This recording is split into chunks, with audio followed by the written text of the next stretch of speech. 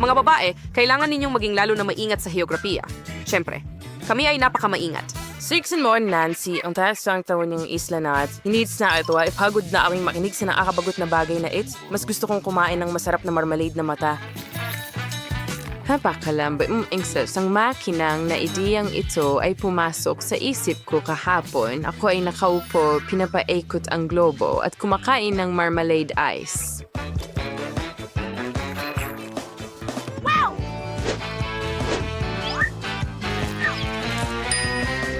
Pagkatapos ng pagtanto ko na bumubukas ang globo para sa akin at ibig sabihin nito na sa loob ay maaari mong punuin ng maraming masarap na marmalade na mata. Madali lang. Hoy! Pero ngayon, hindi ikaw lang ang tuso. Darren, discount and bars. Tingin mo ba ito ay karaniwang tubo para sa karton? Hindi. Ito ay isang tunay na kahon ng chichirya. Reprobation moniker na trick? Kahapon, ginagawa ko ang aking takdang aralin sa heograpiya at kumakain ng chips. Sa repikaran, sinimulan kong ipasok ang cart sa kahon ng chips at pagkatapos ay napagtanto ko na ang tubo mula sa cart ay katulad ng tubo mula sa chips. Napagtanto ko na ang pagkakatulad na ito ay maaring laruin ng napaka-cool. Nancy, sa wakas, ang gagaling natin. Mga babae, tigilan ang pag-uusap. Mas mabuting tumingin sa pisara. Nag-e-enjoy tayo dito.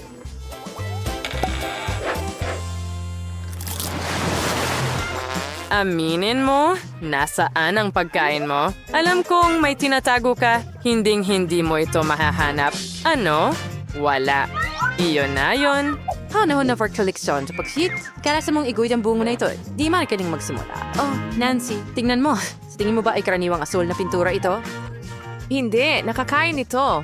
Nakakain na pintura. Oo, pero hindi masyado. Kamakailan lang, nagdodrawing ako habang sabay na nag-i-enjoy sa masarap na likidong candy sa mga tubo.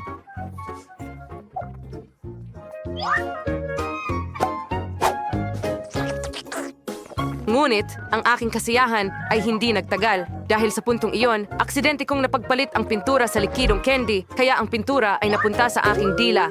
Ito ay nakakadire. Ngunit, sa kakilakilabot na sandaling iyon, napagtanto ko na ang mga tubo ng pintura at candy ay magkatulad, kaya't nagpasya akong ibuhos ang candy sa tubo mula sa ilalim ng pintura. You're not great kahit ang karaniwang hiringgilya. You brought one dirt and candy. Unat sa hiringgilya at pagkatapos ay sa tubo.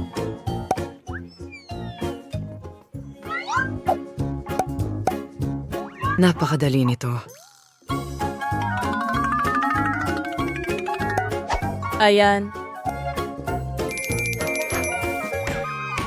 At ngayon, maaari ko na silang ma-enjoy mismo sa klase. Tingnan mo, astig. Pero hindi ikaw ang nag-iisang may magandang ideya ngayon. Tingnan mo kung gaano karaming Oreo cookies ang meron ako. Minsan, nag-drawing din ako at nag-enjoy sa cookies. Pagkatapos, aksidenteng nahulog ng bagay ang kahon ng Oreo sa pintura. At doon ko na-realize na hindi ko pala kailangan ng mga pintura.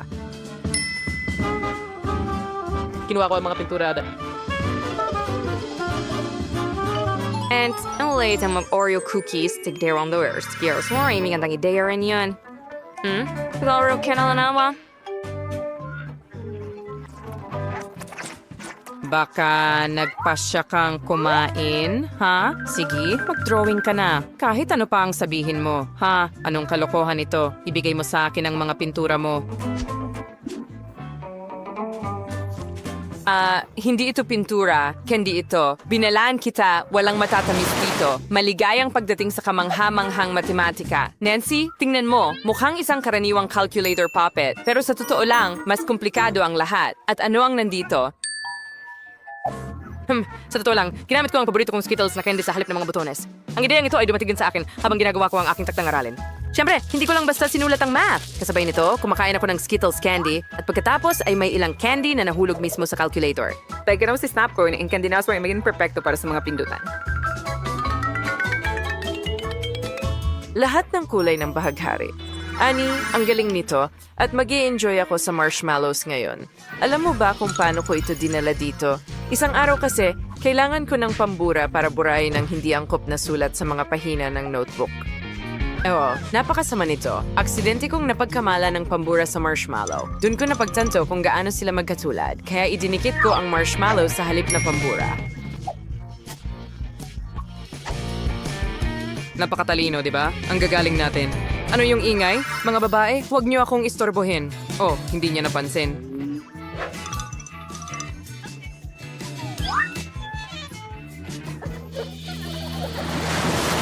Mga babae, oras na para sa biology. Tandaan, ganito ang hitsura ng mga paniki. Ani, tingnan mo, may paniki rin ako. Pero mas masarap ito kaysa sa iginuhit ng guro sa pisara. Wow, itinago mo ba ang marmalade sa hair crab?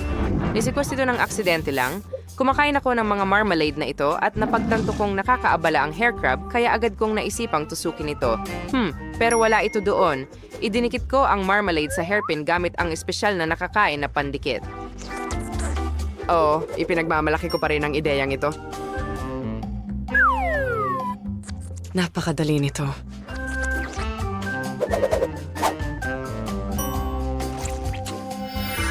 Wow, at tingnan mo kung ano ang naisip ko ngayon. Akala mo ba ito ay isang maganda at karaniwang panulat lang? Hindi ganoon. Isang buong dakot ng masarap na fizz ang nakatago sa loob nito. Mahilig ako sa fizz. Tingnan natin. Oo, nakahiga ako sa kama at nagsusulat sa aking personal na tala-arawan. Siyempre, hindi ko ito ginagawa ng walang candy, kaya kumain ako ng fizz. Aganos, nagtalo ko ang kinang sa aking panulat at naisip ko na madali mo itong malis. At sa halip na kinang, ibuhos ang masarap na fizz sa hawakan. Sa tingin ko, napakatalino na to.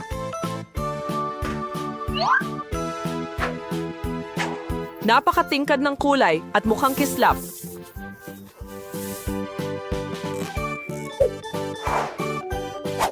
Napakatalino. Hoy, anong ginagawa mo dito? Nagpasya ka bang itago ulit ang pagkain sa akin? Mahahanap ko pa rin ito. Ngayong pagkakataon, may dala pa akong magnifying glass. Siguradong wala akong mamimiss. At muli, hindi niya napansin. Pagod na ako. Tama na. Para hindi makatulog, kailangan mong uminom ng kape. Oh, ang saya na ngayon ay may kape ako mula sa Starbucks. Siguradong hindi ako makakatulog ngayon. Paano mo ito itinago? Oh, napakasimple lang. Naisip ko ito kaninang umaga nang papunta ako sa pag-aaral. Oh, gusto ko talagang magdala ng kape pero naisip ko na hindi dapat ilagay ang bukas na baso sa backpack. Tawag na ba sa damay kinakaisin na kayong napakagandang ideya? Ano kaya ang mangyayari kung itago mo ang kape sa lalagyan ng lapis? Siguradong hindi titingnan ng guro doon. Talagang astig. May dala rin akong maiinom at narito ang straw. Saan ito patungo? Diretso sa bag ko kung saan nakatago ang bote ng Coke. Ang galing! Naisip ko ang ideya na itago ang cola ng ganito kaninang umaga. Habang nag-e-empake ako ng bag ko, napansin ko na ang laki ng bote ng cola ay sakto sa laki ng bag ko, kaya nagpasya akong magdala ng Coke sa klase. Kailangan ko lang pagtakpan ng kaunti ang tubo at mukhang nagtagumpay ako dahil hindi pa ito napapansin.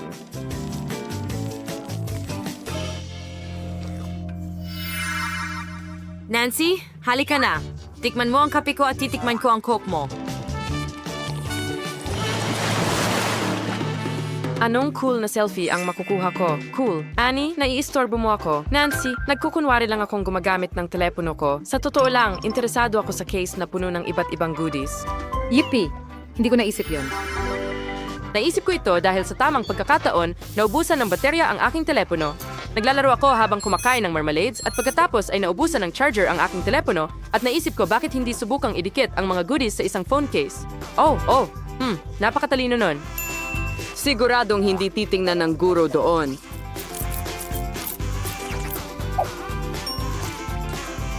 Sa meron niya akong iba't ibang marmalades, kaya ito ay perpektong panlilin lang. Hanisi ko rin ang idikit na mga candy, pero hindi ito case, kundi sa sapatos ko. Tingnan mo kung gaano karaming M&M's candies ang narito at ang pinakamasaya ay pwede kong balatan at kainin ang bawat isa sa mga candy na ito anumang oras. Hoy, huwag hawakan. Hindi ko pa naikukwento kung paano ko naisip ang tusong trick na ito. Nag-aalis lang ako ng sapatos nang bigla kong maisip na hindi naman tinitingnan ng guro ang sapatos, di ba? Kaya ito ang pinakamagandang lugar para itago ang candy. At pagkatapos ay idinikit ko ang candy mismo sa sapatos ko. Para sa akin, ito pa rin ay isang napakatalinong ideya. Talagang hindi ka panipaniwalang masarap at maginhawa. mga babae, ano ang pinag-uusapan ninyo? Wow, kinakain ninyo ba ang mga pabalat at sapatos ninyo? Ah, Diyos ko, may mali sa akin. Ano ang problema sa kanya? Sa tingin ko, hindi niya kami naintindihan. Kailangan niya ng pahinga. Hoy mga kaibigan, sino ang una? Ako? Ano? Sige. Sige. Ano ang nandyan? Wow! Pringles noodles ito! Dapat ko talagang subukan ito sa lalong madaling panahon. Iikot ko na ito. Mukhang maganda. Sa tingin ko mas masarap ito. Wow! Kakainin mo ba ito mag-isa? Talagang gutom lang ako ngayon. Tapos na ako. Ikaw naman, Tad. Sige, mahilig akong kumain ng masarap. Ano? Tabasco? Sa tingin ko, ayaw ito ni Tad. Hindi! Ayoko niyan! Hoy! Tad, kailangan mong gawin ito. Isa itong hamon. Sigurado akong kaya mo ito. Sana isang patak lang ay walang mangyari. Sapat na talaga ang isang patak. Mga babae, nag-aapoy ako? Wow, sige. Tingnan natin kung ano ang meron ka. Wow, mangkukulam ba yan? Nagtataka ako kung ano ang gagawin nito. Wow, ang ganda-ganda. Oh, anong nangyayari sa kamay ko? Oh, lumalamig na dito. Oh, Diyos ko. Wow. Sa tingin ko, ginawa ko yon. Nancy, sa'yo na ito ngayon. Oh, may naisip ako. Tingnan mo, huhugutin ko ito gamit ang mga chopsticks ko. Oh, nako, nag-crash ito. Lahat ay nagyelo. Oh, ang mga babae ay nagyelo. Ano ang gagawin? Sige, may isang solusyon. Iinumin ko ang buong Tabasco. Tad, ang bait mo naman, pero pakiusap, huwag mo silang sunugin. Kaya, Tad ang dragon, ikaw na. Isa na ang nailigtas. Si Nancy na lang ang natitira at ligtas na si Nancy. Huray! Salamat, Ted! Anong nangyari? Bakit ako basa? Oh, ang aking hairstyle. At sira na ang aking damit. Sapat na ang tubig para sa karagatan. Mga babae, kailangan ninyong tulungan si Ted ngayon. Oh, may naisip ako. Oh, salamat! Akala ko masusunog ako! Now safe. Ano ang mangyayari doon? Ako ang mauuna. May naaamoy akong mabaho. Oo, kasi sibuyas yon. Tara na. Kaya mo to, Tad. Sige, kakainin ko ito. Pero kung bumaho ako, huwag kayong tumakbo. Oh, hindi ko kaya. Hindi. Hindi! Kailangan mong kainin ito. Iyo ito. Oh, bakit? Ayoko ng sibuyas. May luha ako sa mga mata. Kakilakilabot. Oh, pasensya na, hindi ko kaya. Hell, anong klaseng amoy yan? Alam ko kung ano ang makakaligtas sa atin. Scotch tape. Ganito, Dad. Ginawa ng mga babae ang pinakamagaling na trabaho sa amoy. Wow! Iyan ba ay malaking cake para sa akin? Oh, Diyos ko. Oo, Nancy, talagang maswerte ka ngayon. Ito ang pangalawang masarap na pagkakaligtas. Magsisimula ako sa maliit na piraso. Mukhang gusto ni Tad, pero hindi magbabahagi si Nancy. Mga kaibigan, napakaliit ng cake dito. Wala nga akong sapat para sa sarili ko. Ani, pwede ba naming tingnan ang iyong save? Sige na. Ano ang meron ako? Ano ito? Isang hindi kilalang garapon na may laman sa loob. Ngayon, susubukan natin ang hindi kilalang sangkap na ito. Mukhang maluwag, kulay ginto, ang amoy ay sobrang... Dad, ano ang meron siya? Oh, hindi. Iyon ba ay sleeping potion? O hindi siya nagigising? O ano ang gagawin? Sigurado ka bang sinubukan mo na ang lahat? Hindi gumagana. May naisip ako. Una, tatanggalin ko ang tape. Pangalawa, hihingahan ko siya ng mabaho kong hininga. Magandang umaga. Nakuha mo ang pulbos na pampatulog at nakatulog ka at sinagip ka ulit ni Tad. Patulugin natin si Nancy. Sandali lang! Perfecto, meron lang akong pulbos para dito. Ilalagay natin ang pulbos doon at ibibigay kay Nancy. Hindi niya matatanggihan ang makeup. Nancy, may regalo kami para sa'yo, bagong pulbos. Oh, ayos. Salamat. Kailangan ko talagang magpulbos. Mukhang nagsimula ng umepekto ang pulbos pampatulog. Mga kaibigan, kainin niyo ang cake habang natutulog si Nancy. Oh, siguradong hindi alintana ni Nancy. Kainin natin ito. Sino ang magsisimula? Sige. Magaling, Nancy. Buksan mo na agad. Ano ito? Ano? Parang palayok ito. Ano ang gagawin ko dito? Magluto? Hindi ko alam. Okay, Ted. Ngayon ikaw naman. Wow! Ang galing! Iyan ay bingo! Isang malaking kinder! Wow. Napakaswerte mo, Ted. At bon appetit. Ang sarap nito. Gustong gusto ko ito. Wow. May laman pa sa loob. Mga babae, huwag niyo na lang isipin. Ayaw magbahagi ni Ted. Oh, ayos naman yon. Ngayon oras na para sa laruan. Isang pink na oso? Hindi ko kailangan ito. Well, at may dala akong isang bagay. Hintay, ang oso ay naging gummy. Oh, Diyos ko. Wow. Amoy masarap! Susubukan ko ito! Ang sarap! Masarap. Baka gusto ni Annie buksan ang kanya? Tara na. Oo, nakalimutan ko tingnan natin. Iyan ba ay mabahong keso? Nakakatakot. Mas malala pa ito kaysa sa sibuyas. Ani, kailangan mong kainin ito? Annie, subukan mong kagatin ito, pero huwag amuyin. Baka makatulong ito. Nakakadiri. Oh, may naisip ako. Nancy, pwede bang hiramin ang palayok mo? Salamat! Ilalagay ko ang mabahong keso sa mahiwagang palayok at makakakuha ako ng piraso ng tsokolating cake.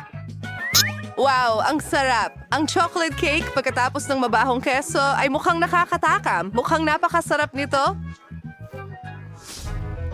Napagkasyahan mo na bakus na umawon? Mukhang ako na? Ano ang naghihintay sa akin? Mga limon, maasim at hindi masarap. Ayoko itong kainin. At wala nang ibang pagpipilian. Ang asim! Nakakatawa siya tingnan. Hindi na kailangang tumawa. Buksan mo ang sayo. Sige! Wow! Mayroon akong matamis at masarap na cocktail. Dapat ko itong subukan agad. Ano sa tingin mo, Ted? Masarap ba? Kahanga-hanga. Oh, pakiusap. Pwede bang magkaroon ako ng masarap? Orasan ba yan? Pero bakit ko ito kailangan? Ang pindutan ng pause? Ano yon? Nancy, pinahinto mo lang ang mga lalaki. Hindi sila makagalaw. Ito ay isang magandang pagkakataon para inumin ang cocktail ni Ted. Mukhang masarap, pero ano ang lasa nito? Oo, kamangha-mangha. Ano pa ang gusto mong gawin, Nancy? Gusto kong medyo tumawa sa mukha ni Annie. Kumain ng mga limon. Bingo! At paano naman si Ted? Magiging mahalagang tatay siya. Tapos na sa makeup, tingnan natin. I-unpause mo sila. Hoy, nasan ang cocktail ko? Ikaw ay isang payaso, Ted. May lemon ako. Hindi! Isa akong tunay na clown. Bakit? Nagtagumpay ang kalokohan ni Nancy.